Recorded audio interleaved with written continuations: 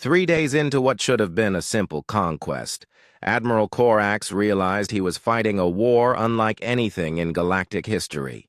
His fleet had been reduced from 10,000 ships to 8,000, and human resistance was growing. Stronger, not weaker.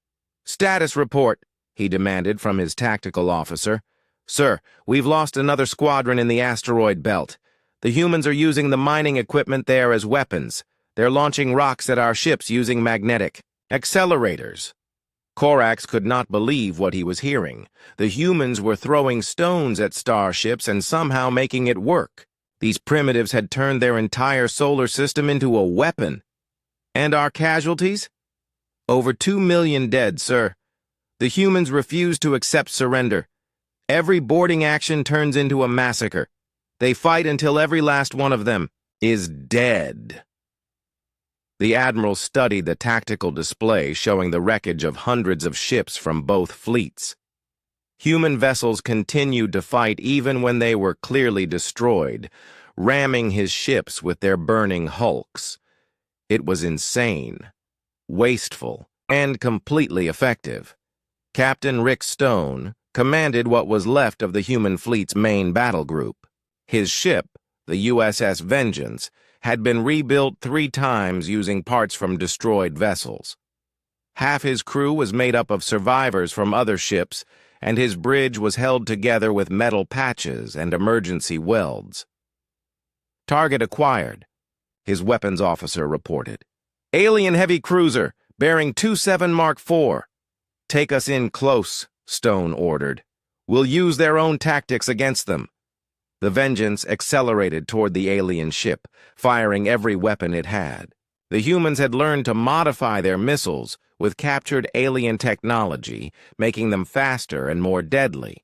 They had also discovered that alien shields were designed to stop energy weapons, not the crude kinetic projectiles that humans favored. "Direct hit!" the weapons officer shouted as their modified torpedoes punched through the alien shields and tore into the enemy hull. Stone smiled grimly. The aliens had superior technology, but humans had something better. They were willing to learn from their enemies and adapt faster than anyone thought possible. Commander Tony Miller was leading his 3rd boarding action of the week. His Marine unit had become experts at capturing alien ships using tactics that the sophisticated Zephyrians could not counter.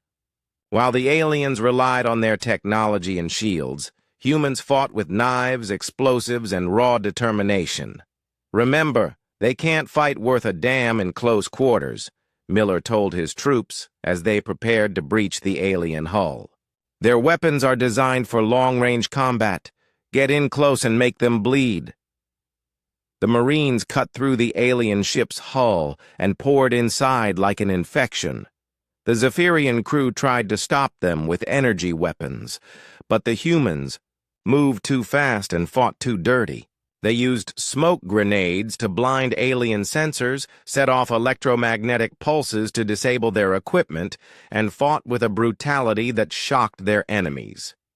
Within 2 hours, Miller's team had captured another command ship and transmitted its tactical data to the human fleet.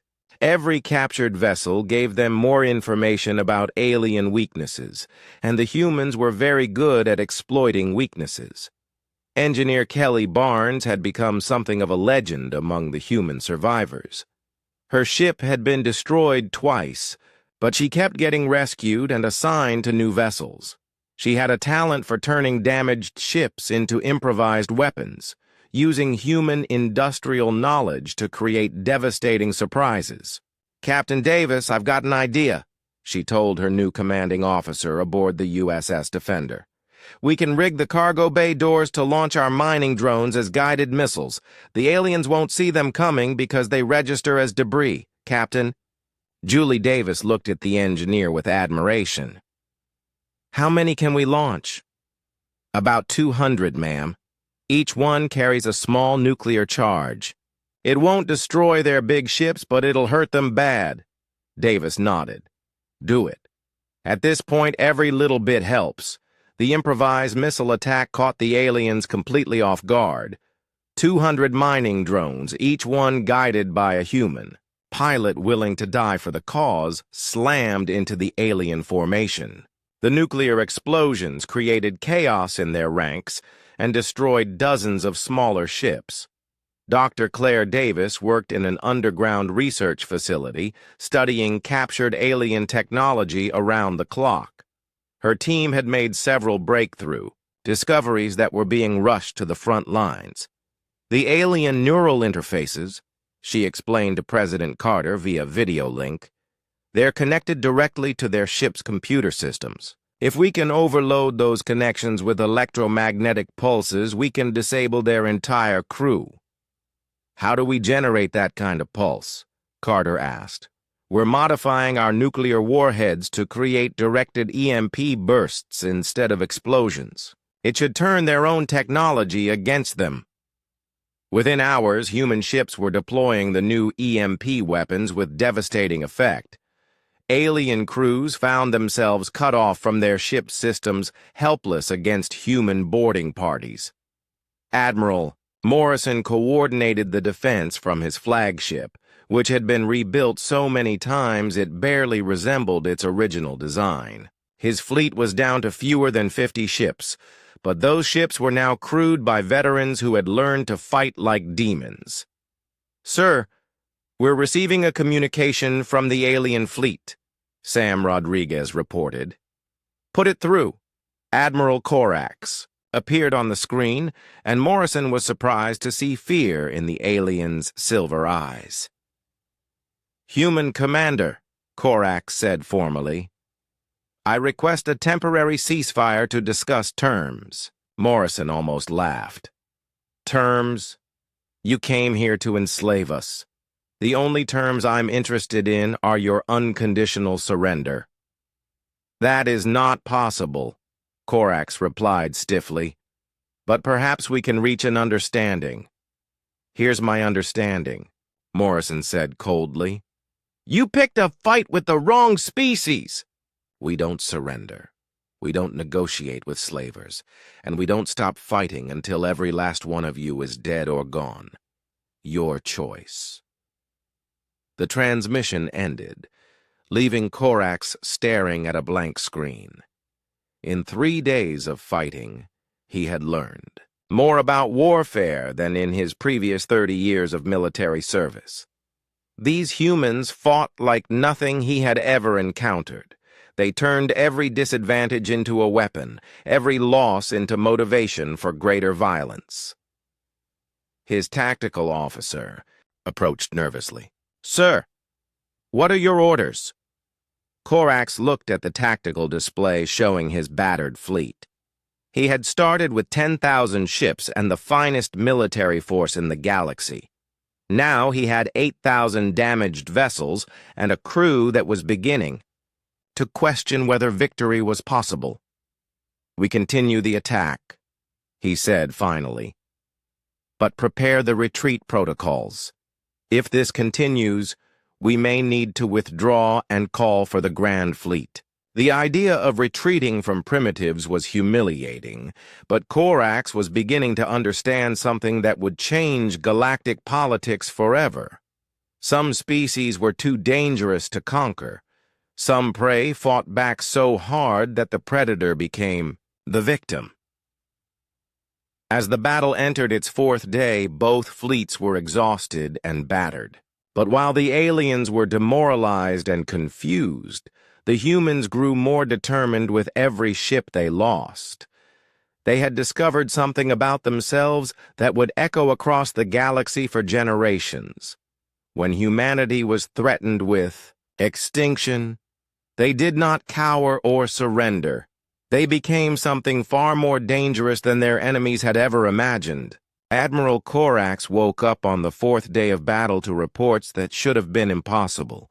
His fleet, the pride of the Zephyrian Dominion, was losing a war against primitives who had barely discovered space travel. "Sir, we've lost the 3rd battle group," his tactical officer reported with barely controlled panic. "The humans destroyed 18 ships in a coordinated ambush. They're using our own weapons against us." Korax studied the tactical display with growing horror. Red icons marking destroyed Zephyrian vessels covered the screen like a disease. In 4 days, he had lost over 3,000 ships to an enemy that should have been wiped out in the first hour. "How many human ships remain?" he asked. 37. "Confirmed active vessels, sir, but they keep rebuilding ships from the wreckage. We destroy them, and they come back stronger." The Admiral could not understand it. Every species the Dominion had conquered followed predictable patterns. They fought with careful tactics, preserved their forces, and surrendered when defeat became inevitable. These humans did the opposite of everything military logic dictated, and somehow it was working. Captain Rick Stone led the human counterattack from the bridge of his rebuilt vessel. The USS Vengeance had been destroyed and reconstructed so many times that it was more alien technology than human engineering now. His crew was a mix of survivors from dozen different ships, welded together by shared hatred and determination. "Target the command ship," Stone ordered. "We've studied their tactics long enough. Time to cut off the head." His task force of 20 ships moved through the asteroid belt like hunting wolves. They had spent days learning alien patrol routes, communication frequencies, and tactical responses. Now they used that knowledge to strike where the enemy was weakest. "Launching EMP torpedoes," his weapons officer reported. The electromagnetic pulse weapons had been Dr. Claire Davis's breakthrough invention. Instead of destroying alien ships, they overloaded the neural interfaces that connected Zephyrian crews to their vessels. Within seconds, the targeted ships became floating coffins as their crews collapsed unconscious. "Boarding parties away," Stone commanded. Human Marines swarmed over the disabled alien vessels like pirates from ancient Earth. They moved with practiced efficiency, capturing ships, downloading intelligence data, and turning alien weapons against their own fleet. Every captured vessel became a human weapon within hours. Dr. Davis worked in her underground laboratory, surrounded by alien technology that her team had reverse-engineered. The breakthrough discoveries were coming faster now as humans learned to think like their enemies while fighting like themselves. "We've cracked their shield harmonics," she reported to President Carter. "If we modify our weapons to match their frequency, we can punch through their defenses like they're not even there." "How long to retrofit the fleet?" Carter asked. 6 hours for the first batch of weapons. 12 hours for full deployment. Carter smiled for the first time in days. "Do it. Give our people the tools they need to end this." The new weapons reached the front lines just as Captain Amy Foster was, preparing for another desperate attack. The USS Horizon had been rebuilt around alien technology, turning it into a hybrid vessel that combined human durability with Zephyrian firepower. "All ships, this is Foster," she broadcast to the human fleet. "New toys from the science team. Let's see what these alien bastards think of their own weapons turned against them." The modified human fleet struck like a hammer. Alien shields collapsed under weapons tuned to their exact frequencies. Zephyrian ships that had seemed invincible suddenly became vulnerable to every human attack. Sergeant Pete Collins led a Marine assault on an alien supply depot hidden in the outer system. His team had learned to fight in zero gravity, in vacuum, and in alien atmospheres that would kill unprotected humans. They had become the most dangerous infantry force in known space.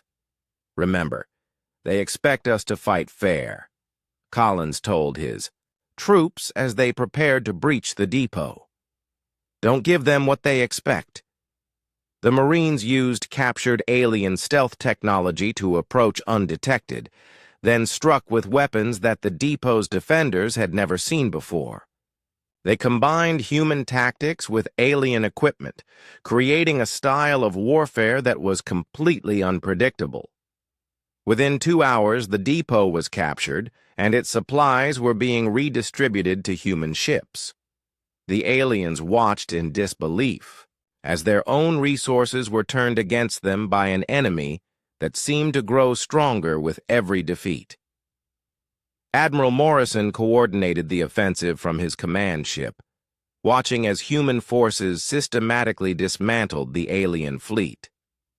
His tactical display showed something that should have been impossible: a human victory against overwhelming odds. "Sir, we're receiving multiple surrender requests from alien ships," Sam Rodriguez reported.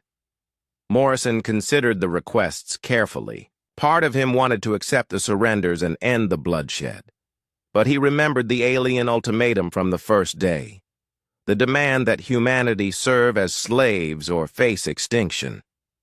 "Tell them no," he said finally.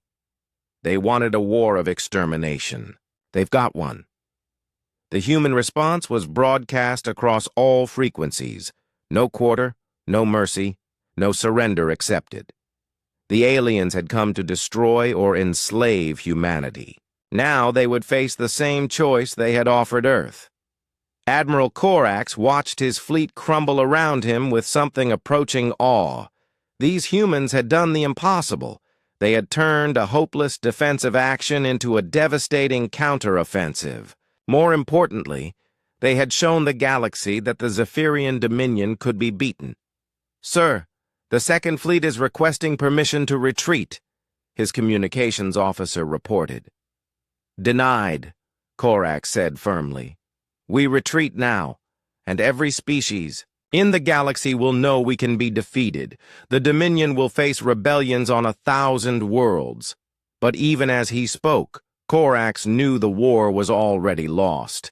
His fleet was trapped in a system controlled by an enemy that fought with a ferocity that defied all logic. These humans treated impossible odds as motivation rather than discouragement. President Carter addressed the world from the White House bunker, speaking to billions of people who were watching humanity's greatest victory unfold in real time. "My fellow humans," she said, "4 days ago, an alien empire came to our world expecting to find victims. Instead, they found something they had never encountered before, a species that refuses to kneel." She paused, looking directly into the camera with eyes that burned with fierce pride. "Today, we are winning. Not because we are stronger or more advanced than our enemies, but because we fight for something they cannot understand: the right to remain free. They came here as conquerors, but they will leave as the conquered." The battle raged on, but the outcome was no longer in doubt. Humanity had proven something that would change the galaxy forever. Predators could become prey, and sometimes the smallest species could bring down the largest empire. The tide had turned, and the universe would never be the same. The first Zephyrian energy beams tore through space like lightning made solid. They struck the human outer defense line with devastating force, turning 3 Earth ships into expanding clouds of debris in seconds.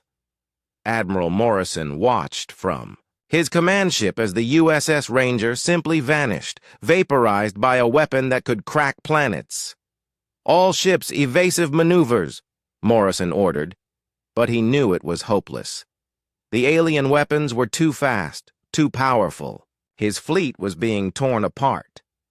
Captain Ben Hayes commanded the USS Liberty, a converted cargo hauler that had been mining asteroids just 6 months ago. His ship was ugly, built for carrying ore through space, not fighting wars.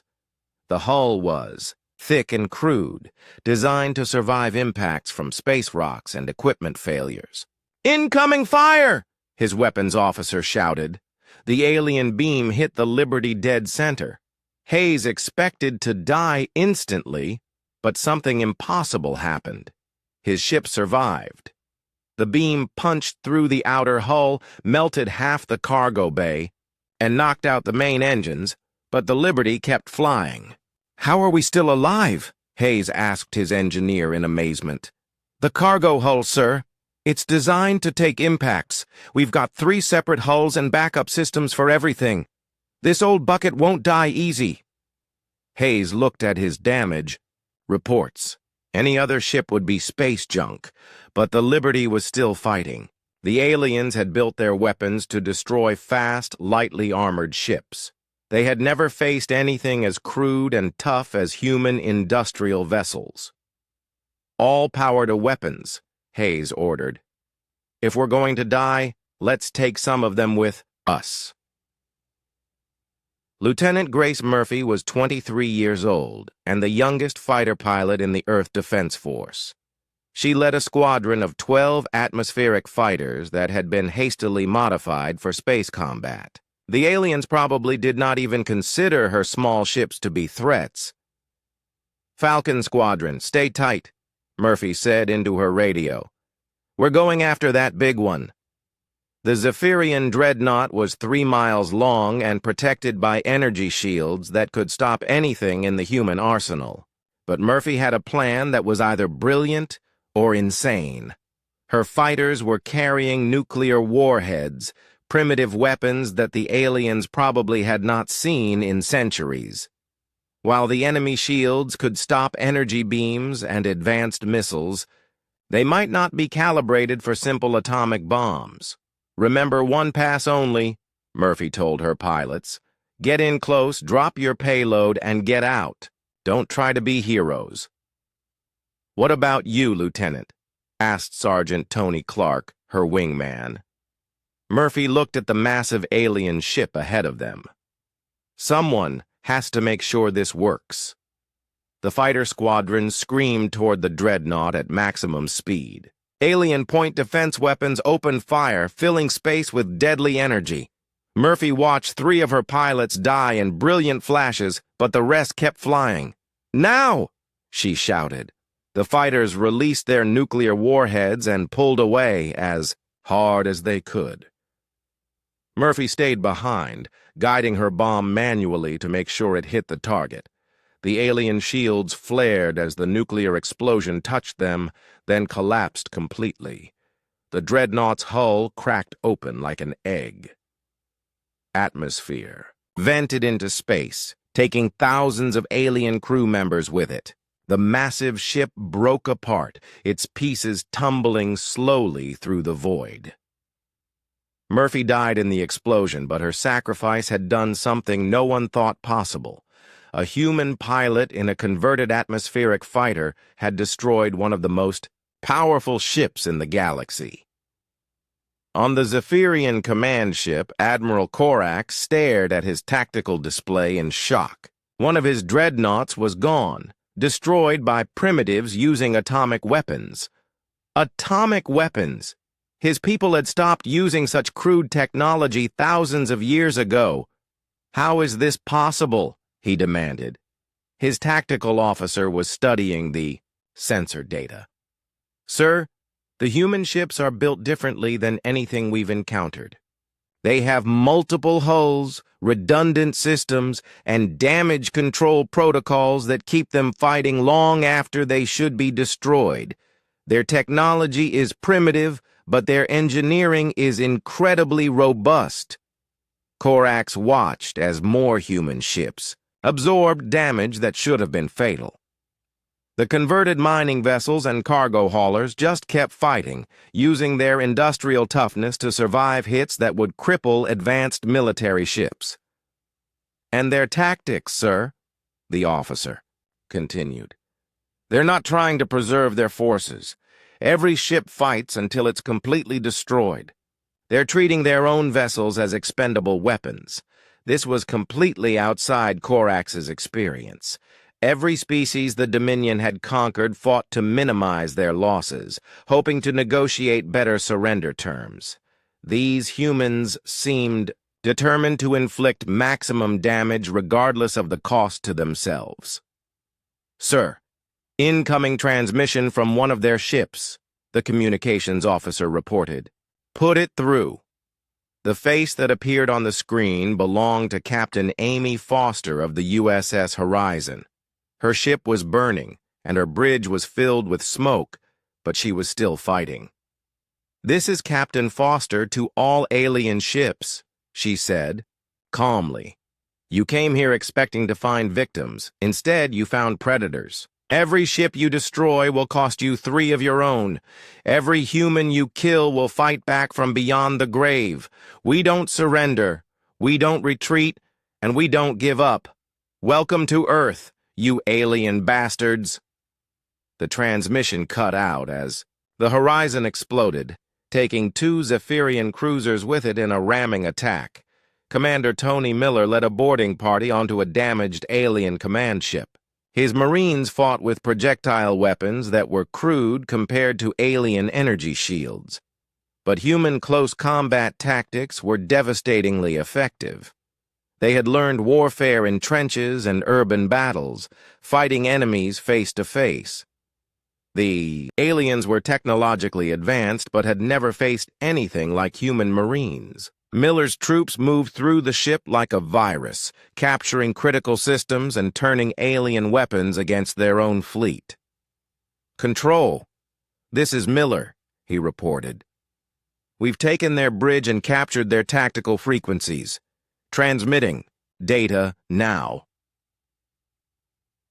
Back on Earth, engineer Kelly Barnes worked frantically aboard the crippled USS Vengeance. Her ship was dying, the reactor critical and the hull cracked, but she had one last card to play. "Captain, I can overload the reactor and turn it into a directed energy pulse," she told Captain Stone. "It'll destroy us, but it should take out their entire squadron." Stone looked around his ruined bridge. Half his crew was dead, and the ship would not last another 5 minutes. "Do it," he ordered. Barnes rerouted every system into the failing reactor, turning the Vengeance into a massive bomb. When it detonated, the explosion wiped out 12 alien ships and provided Earth scientists with crucial data about enemy shield frequencies. Admiral Morrison received reports from across the battlefield. The human fleet was being destroyed, but they were taking the aliens with them. Every ship fought until the end, every crew member died at their post, and every sacrifice hurt the enemy. "Sir," Sam Rodriguez reported, "we're intercepting alien communications. They're calling for reinforcements. They never expected this level of resistance." Morrison smiled grimly. The aliens had come expecting a quick victory against a primitive species. Instead, they were learning what happened when they threatened humanity's home. Earth's children fought like cornered wolves, and even the strongest predator could be brought down by a pack willing to die for the kill. The battle was far from over, but first blood had been drawn. The galaxy's most powerful military force was discovering that some prey was too dangerous to hunt. Admiral Jake Morrison stood on the bridge of his flagship and watched the stars disappear. One by one, massive alien ships blocked out the light until Earth's sky turned black. He had never seen anything like it in his 40 years of military service. The enemy fleet stretched beyond the horizon, each ship larger than anything humans had ever built. "How many are there?" Morrison asked his communications officer. Lieutenant Commander Sam Rodriguez checked his screens twice before answering. 10,000 ships, sir, maybe more. They're still coming out of hyperspace." Morrison felt his stomach drop. The entire human fleet had only 200 ships, and most of those were converted mining vessels with basic weapons. They were like children, with wooden sticks, facing an army of giants with machine guns. On the largest alien ship, Admiral Corax reviewed the intelligence reports about this new species called humans. According to his files, they had only discovered faster-than-light travel 50 years ago. Their technology was primitive, their ships were slow, and their weapons were weak. This would be the easiest conquest in Dominion history. "Open a channel to the planet's surface," Corax ordered.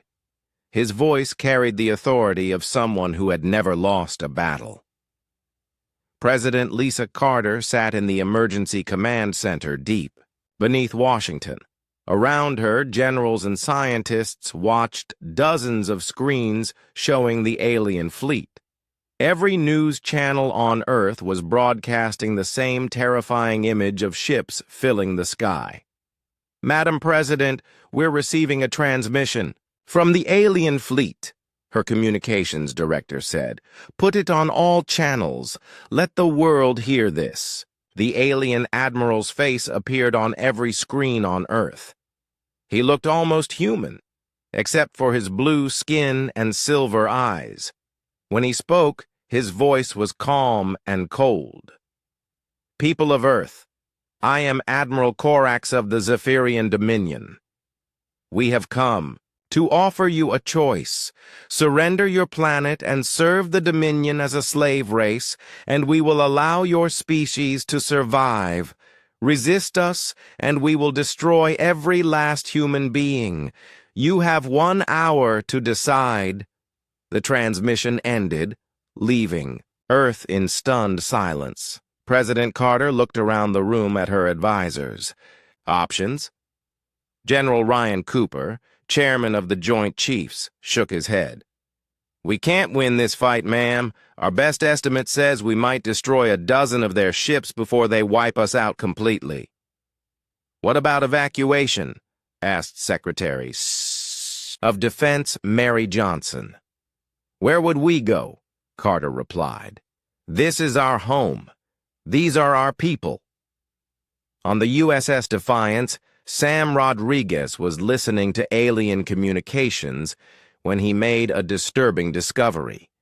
The enemy was talking about humans, like they were animals to be caged. Worse, he found records of other species that had faced the same choice. Every single one had surrendered without a fight. "Captain Foster," Rodriguez called to his commanding officer, "you need to hear this." Captain Amy Foster came over to listen. The aliens were discussing which human cities to destroy as examples, and which populations would make the best workers. They talked about Earth like it was already theirs. "These bastards have done this before," Foster said quietly. "Dozens of times. They show up with overwhelming force, demand surrender, and every species just gives up." "What are we going to do?" Rodriguez asked.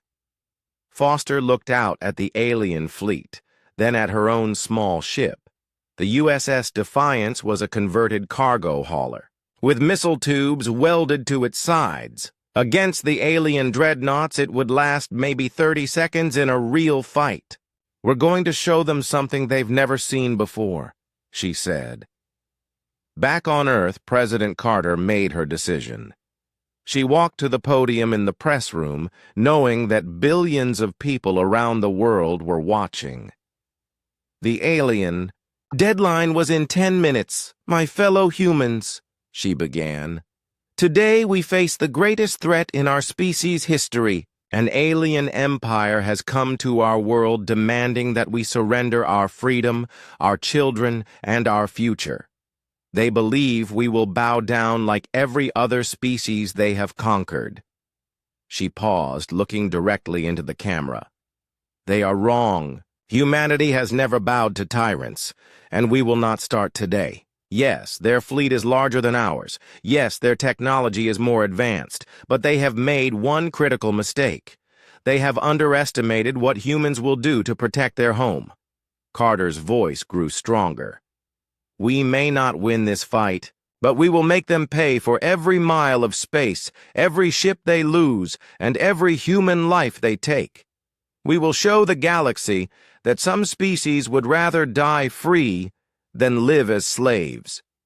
As the president spoke, Admiral Morrison was coordinating with ship captains across the human fleet. Captain Ben Hayes on the USS Liberty, a converted mining ship, was positioning his vessel near the asteroid belt. Captain Rick Stone on the USS Vengeance was loading every missile his ship could carry. Lieutenant Grace Murphy was preparing her squadron of atmospheric fighters for a mission they probably would not return from. "All ships, this is Admiral Morrison," he broadcast to the fleet. "In 5 minutes, we make history. Not because we're going to win, but because we're going to fight. Every alien ship we destroy is a victory. Every minute we hold them back gives our people more time to prepare. Remember what we're fighting for." The alien ultimatum expired with no response from Earth. Admiral Corax was not surprised. Many species tried to negotiate or beg for better terms before surrendering. He had dealt with desperate leaders before. "Begin the demonstration," he ordered. "Destroy one of their military installations. Make it impressive." The Zephyrian fleet moved forward with casual confidence. Their ships were works of art, sleek and beautiful, powered by energy sources that humans could barely understand. Each ship carried enough firepower to level a continent. The human fleet moved to intercept them, 200 small ships against 10,000 giants. From space, it looked like ants attacking elephants. But as the first human ship opened fire, something unexpected happened. Instead of the scattered, panicked resistance Corax had seen from other species, the humans attacked in perfect coordination. Their ships moved like a school of fish, each one covering the others, sacrificing themselves to protect their teammates. "Sir," his tactical officer said, "the humans are not retreating. They're advancing." Corax watched in confusion as human ships charged directly at his dreadnoughts. These primitives were flying straight into certain death without hesitation. "Destroy them quickly," he ordered. "End this foolishness." But as Zephyrian weapons lit up the darkness of space, the humans did something no species had ever done before. They fought back harder. When their weapons failed, they rammed enemy ships. When their shields collapsed, they used their ships as missiles.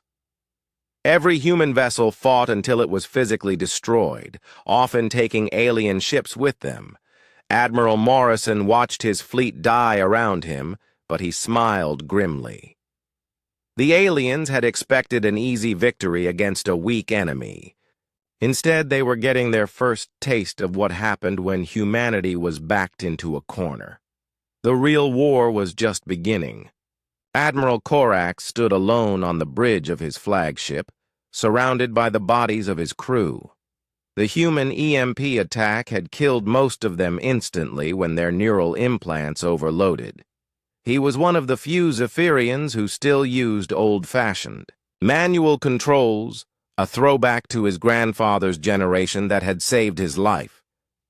Around him, the tactical display showed the bitter truth. Of the 10,000 ships that had arrived to conquer Earth, only 10 remained functional. The rest were debris fields scattered across the solar system, monuments to humanity's refusal to submit. "Status report," he called to the only other survivor. On the bridge. "Sir, we have 9 other ships still responding," Communications Officer Vex replied with a voice hollow from exhaustion and horror. "The humans have us surrounded. They're demanding our surrender." Corax almost laughed. Surrender. The concept seemed absurd now. The Zephyrian Dominion had never surrendered to anyone in its 1,000-year history. But then again, they had never faced anything like humanity.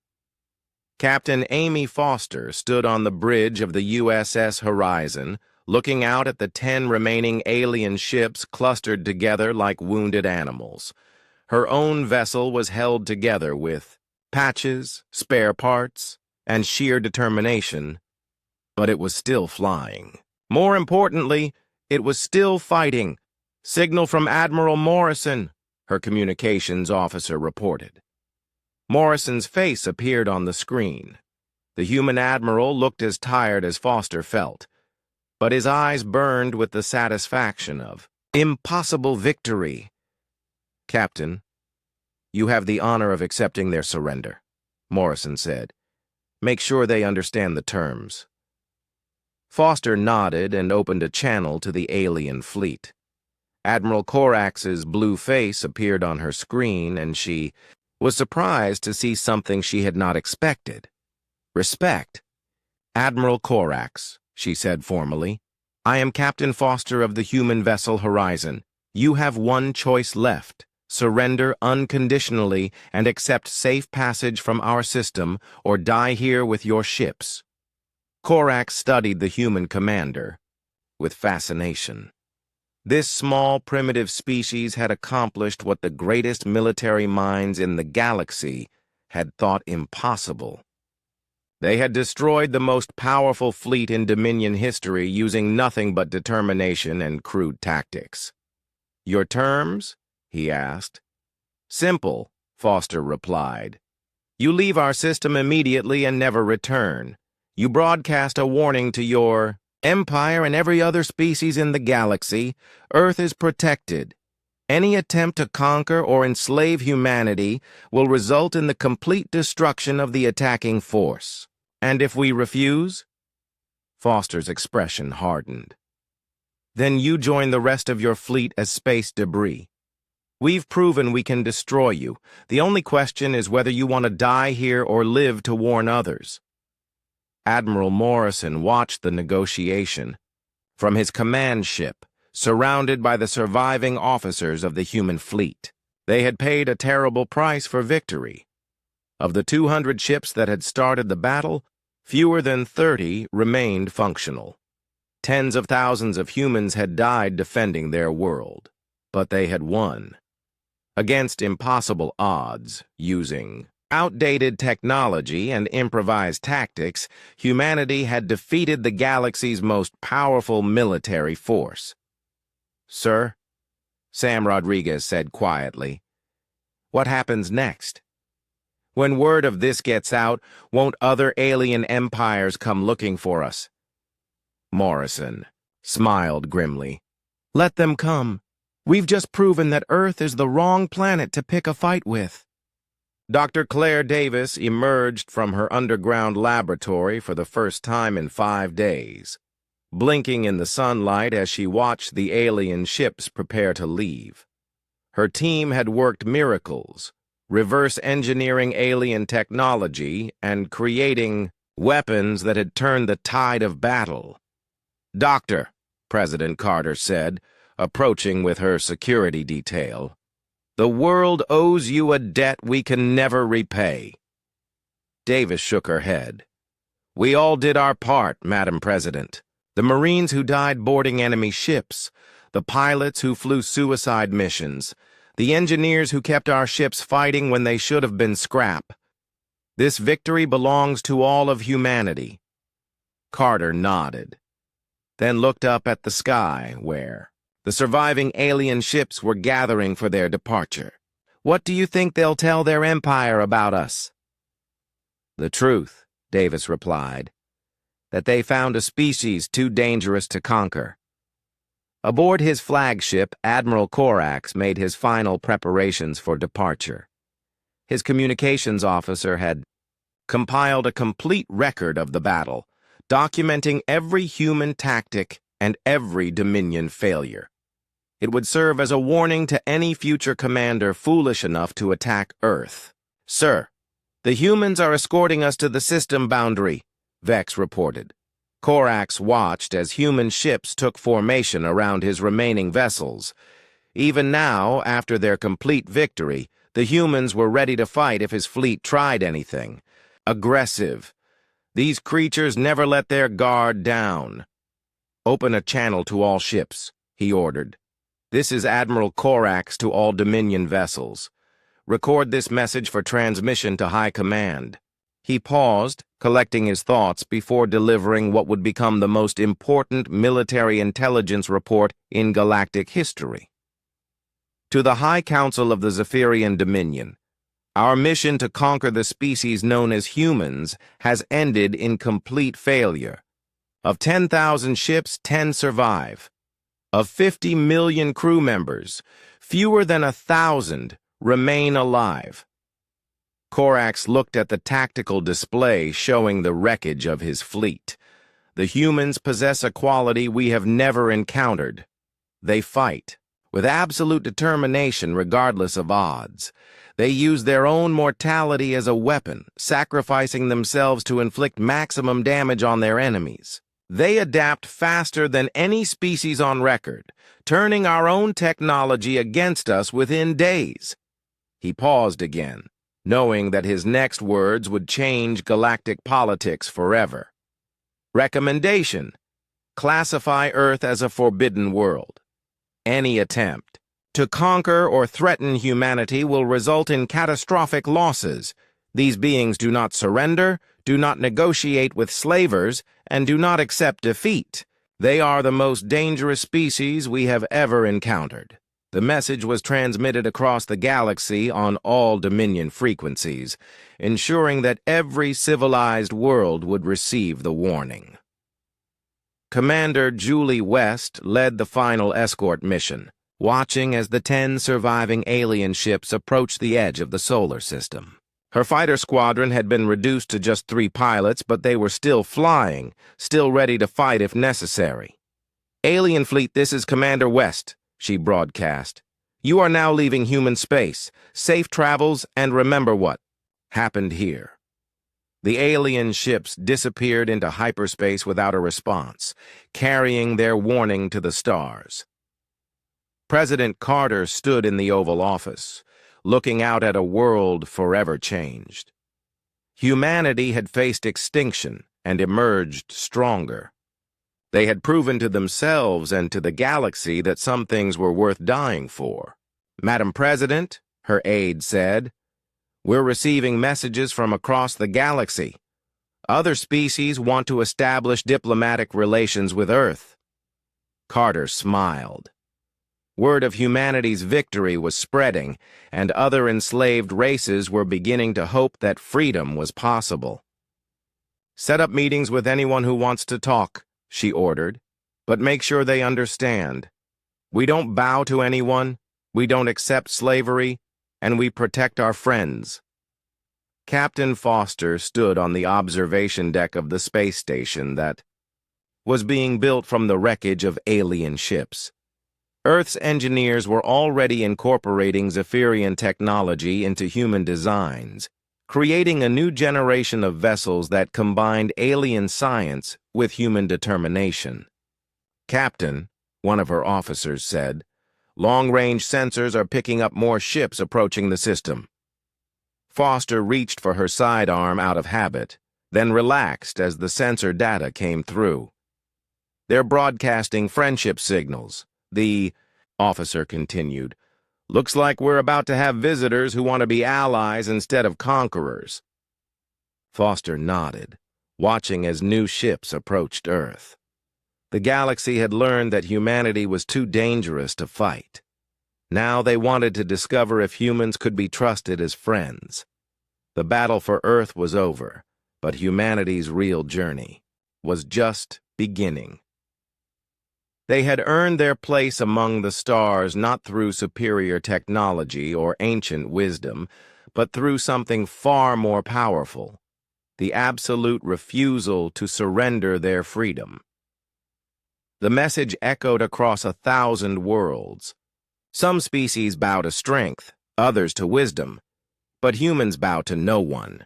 They had faced the galaxy's greatest military power and emerged victorious, earning a reputation that would endure for millennia. Never again would an alien empire look at Earth and see easy prey. They had learned the hard way that humanity was something far more dangerous, a species that turned impossible odds into inevitable victory.